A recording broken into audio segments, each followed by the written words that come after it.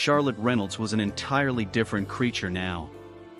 Gone was the woman who used to laugh freely, who used to look at me like I was something more than just another ruthless businessman. In her place sat a CEO, cold, polished, untouchable. And damn if that didn't make me want to touch her even more.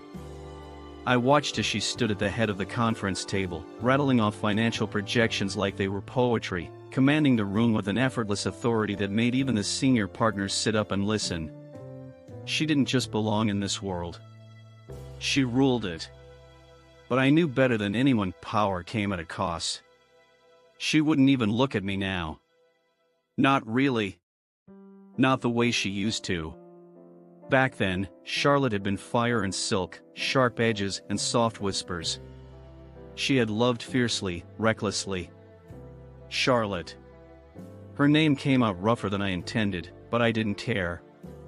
She had already turned to leave, already put up that polished wall between us, and I wasn't having it. Not yet. She stilled.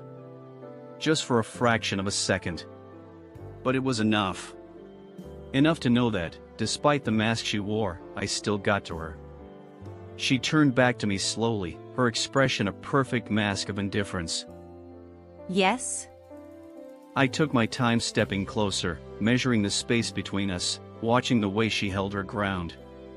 A silent battle neither of us acknowledged but both felt. You've changed. She arched a brow. That's what happens when people grow up. I huffed a quiet laugh. Is that what this is? Growing up?